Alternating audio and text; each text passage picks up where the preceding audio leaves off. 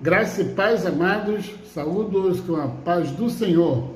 Com alegria nós chegamos hoje no último capítulo do livro de Atos dos Apóstolos.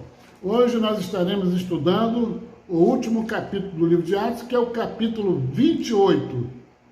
E, amados, a igreja se formou basicamente nos ensinos de Paulo, que ficou conhecido como o apóstolo dos gentios, por pregar a palavra de Deus para os gentios, com mais frequência do que para os judeus. No versículo 1, nós encontraremos Paulo na ilha de Malta.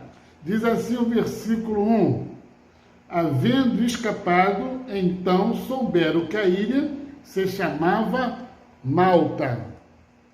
A ilha de Malta, mencionada neste primeiro versículo, é uma pequena ilha localizada no sul da Sicília, já na Itália. O versículo 2 registra: e os bárbaros usaram conosco de não pouca humanidade, porque acendendo uma grande fogueira, nos recolheram a todos por causa da chuva que caía e por causa do frio. O versículo 2 começa fazendo uma referência aos bárbaros. É o mesmo termo usado pelos romanos em relação aos povos que povoavam em volta, em torno do império, chamado também pelos romanos de bárbaros. A diferença é que, neste caso, o autor refere-se aos povos que não falavam grego. Os romanos consideravam bárbaros os que não eram romanos. No versículo 3, nós vamos estar lendo: e havendo Paulo ajuntado uma quantidade de vidas e pondo-as no fogo, uma víbora, fugindo do calor, lhe acometeu a mão. Na sequência, lemos que Paulo foi mordido por uma cobra ou uma víbora. Provavelmente Paulo sequer conhecia aquela espécie de serpente, mas o povo local sim. E o fato de Paulo ter sobrevivido e ainda por cima não ter ficado com a mão inchada chamou a atenção dos nativos. E no versículo 4 registra: e os bárbaros, vendo-lhe a víbora pendurada na mão, diziam uns aos outros: certamente este homem é homicida, visto como, escapando do mar, a justiça não o deixa viver. Lemos que os nativos da ilha referem-se à justiça com letra maiúscula, como o nome de uma deusa maltesa da época. Os moradores da ilha de Malta acreditavam que o universo estava sujeito à moral e essa deusa, justiça, é que norteava. O versículo 5 e 6 nós estaremos lendo e dizem: mas sacudindo ele a víbora no fogo, não padeceu mal nenhum. E eles esperavam que viesse a inchar ou cair morto de repente, mas tendo escapado já muito e vendo que nenhum incômodo lhe sobrevinha, mudando de parecer, diziam que era um Deus. Uma curiosidade bíblica é que Paulo passou a ser considerado um Deus por aquele povo, por ser mordido pela cobra e não morrer, conforme havia falado Jesus em Marcos 16, versículo 16, Lucas 10, 19, uma promessa de Jesus àqueles que nele creem. Versículo 8 a 9, nós estaremos lendo: aconteceu estar de cama, enfermo de febres e disenteria, o pai de Públio, que Paulo foi ver, e havendo orado, pôs as mãos sobre ele e o curou. Feito, pois, isto, vieram também ter com ele os demais que na ilha tinham enfermidades e sararam. Paulo orava e muitos eram curados. Paulo orava em nome de Jesus e as pessoas experimentavam a cura. No versículo 10, registra que os quais nos distinguiram também com muitas honras e, havendo de navegar, nos proveram das coisas necessárias. Paulo recebeu presente pelas curas realizadas, um sinal de gratidão dos moradores daquela ilha, ainda que Paulo não pediu qualquer tipo de recompensa pelas curas acontecidas. Vale ressaltar a atitude de impor as mãos, como em diversas outras passagens, como Tiago 5, versículo 14, Mateus 9, versículo 18, Marcos 5, versículo 23, Lucas 4, versículo 40. Versículo 11. 3 meses depois, partimos no navio de Alexandria, que invernara na ilha, o qual tinha por insígnia Castor e Pólux. A insígnia do navio Castor e Pólux eram filhos de Zeus, como acreditavam os gregos. Tal era a influência da mitologia grega em meio ao povo. No versículo 12, diz: e chegando a Siracusa, ficamos ali 3 dias. Lemos sobre Siracusa, uma cidade fundada em 734 a.C. pelos gregos. Era a principal cidade da ilha da Sicília. O antigo templo de Atena no local é atualmente uma igreja cristã. Isso vale a pena ser ressaltado. Versículo 13 registra: donde, indo costeando, viemos a Régio, e soprando um dia depois um vento do sul, chegamos no segundo dia a Puteoli. A região de Puteoli era uma parte do subúrbio de Nápoles, onde havia um porto. Paulo fora recebido por cristãos naquele local. O trecho, ao cabo de 3 dias, indica que era mais ou menos fevereiro ou início de março. A cidade de Régio fica no sul da Calábria, bem ao sul da Itália. E Puteoli é um porto próximo da Baía de Nápoles, porque o porto de Ostia, em Roma, não tinha profundidade para receber os navios de Alexandria com cereais. Versículo 15. E de lá, ouvindo os irmãos novos de nós, nos saíram ao encontro a praça de Ápio e as 3 vendas. E Paulo, vendo-os, deu graças a Deus e tomou ânimo. Esse versículo 15 menciona a praça de Ápio. Ficava quase a 70 quilômetros somente de Roma. Já a região de 3 vendas ficava a 53 quilômetros de Roma. Essas cidades foram mencionadas porque eram lugares de repouso bem conhecidos na época para quem viajava para Roma a partir das estradas do sul da Itália. No versículo 15, o termo irmãos são os irmãos da dispersão. Diz assim o versículo 15, logo no seu início: de lá, ouvindo os irmãos novos de nós, saíram ao encontro da praça de Ápio. Esses irmãos são os irmãos da dispersão. Indica os convertidos ao cristianismo no dia de Pentecostes. A carta aos Romanos já havia sido levada anos antes ao povo de Roma. E no versículo 16, Paulo chega então, finalmente, a Roma. Versículo 16 registra: e logo que chegamos a Roma, o centurião entregou os presos ao general dos exércitos, mas a Paulo se lhe permitiu morar por sua conta com o soldado que o guardava. Uma curiosidade bíblica pode ser encontrada quando é mencionado que foi permitido que Paulo pudesse morar por sua conta. Segundo estudos bíblicos mais profundos, isso era correspondido com uma espécie de prisão domiciliar. Versículo 17.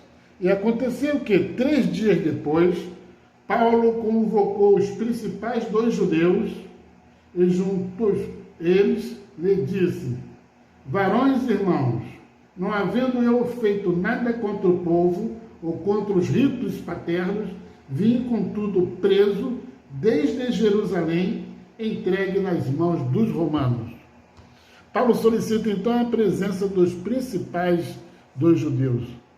Ele teria feito isso porque os próprios judeus eram quem acusava Paulo e ele queria se explicar aos judeus antes de seu julgamento. Paulo evitou depreciar seus inimigos judeus em Jerusalém. Pelo contrário, quando ele solicita, ele está honrando os seus inimigos. Versículo 20 a 25, nós vamos estar lendo e dizem: por esta causa vos chamei, para vos ver e falar, porque pela esperança de Israel estou com esta cadeia. Então lhes disseram: nós não recebemos acerca de ti carta alguma da Judéia, nem veio aqui algum dos irmãos que nos anunciasse ou dissesse de ti mal algum. No entanto, bem quiséramos ouvir de ti o que sentes, porque quanto a esta seita, notório nos é que em toda parte se fala contra ela. E havendo-lhe ensinado um dia, muitos foram ter com ele a pousada, aos quais declarava com bom testemunho o reino de Deus e procurava persuadi-los à fé de Jesus, tanto pela lei de Moisés como pelos profetas, desde pela manhã até a tarde. E alguns criam no que se dizia, mas outros não criam. E como ficaram entre si discordes, se despediram dizendo Paulo esta palavra: bem falou o Espírito Santo a nossos pais pelo profeta, dizendo: vai este povo e diz, de ouvido ouvireis, e de maneira nenhuma entendereis, e vendo vereis, e de maneira nenhuma percebereis.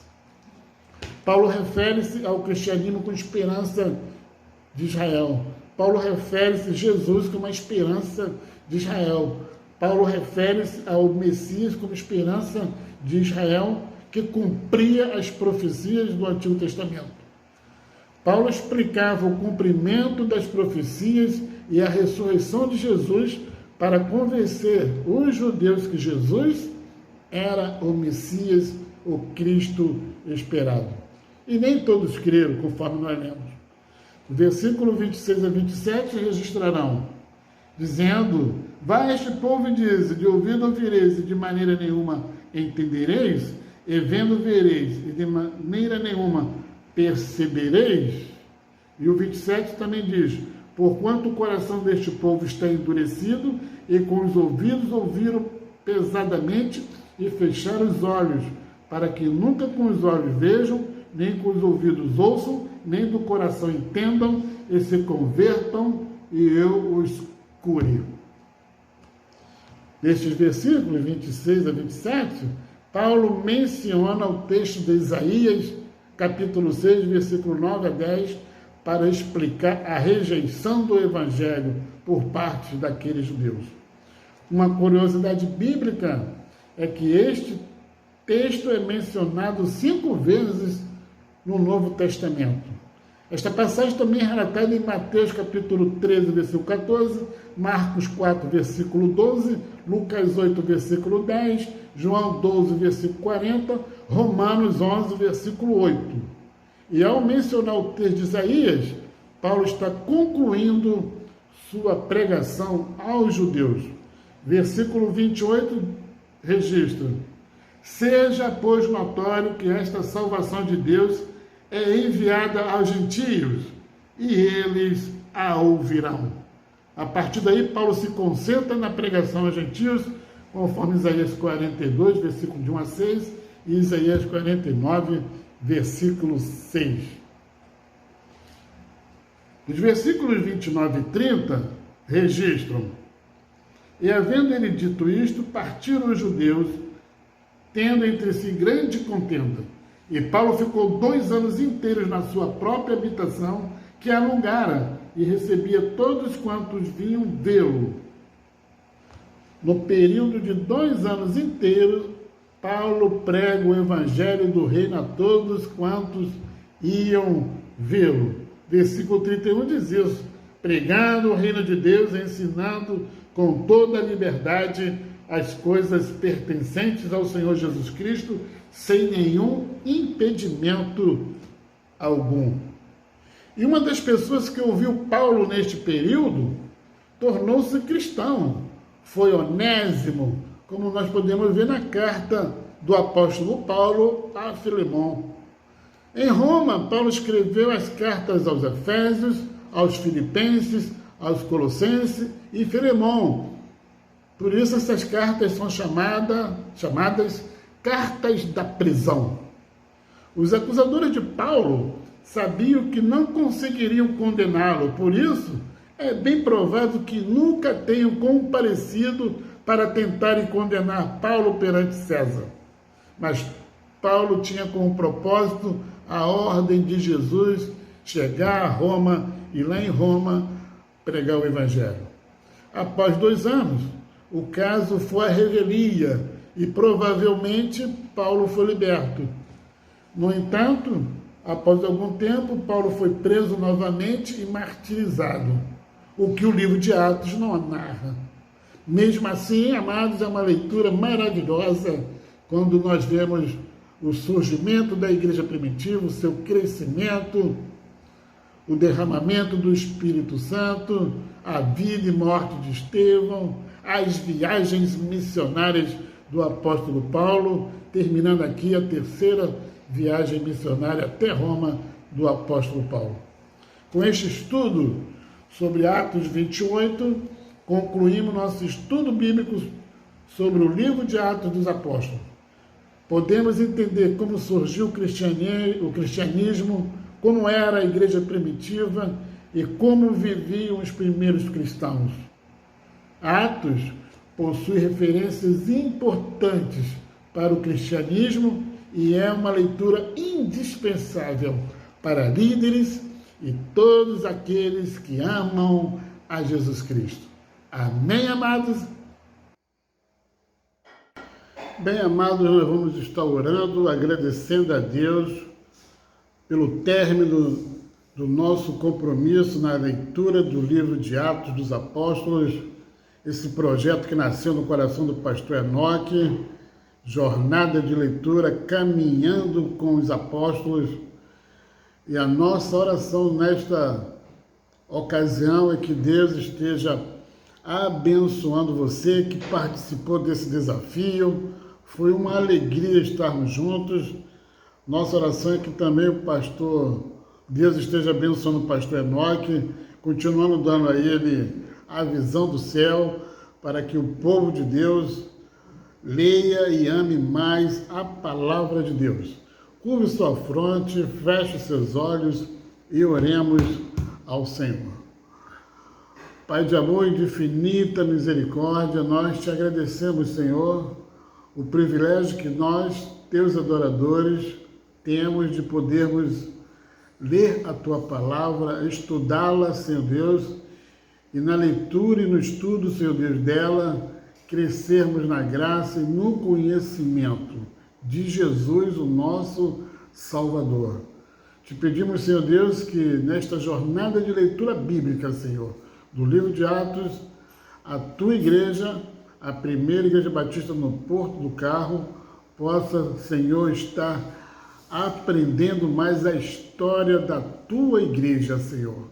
Tu mesmo que a fundaste, Senhor Deus, com o sangue de Jesus, o nosso Salvador, e de lá para cá, até os dias de hoje, a tua palavra encontra guarida no coração do homem, Senhor, porque ela é viva e ela é eficaz para operar transformações.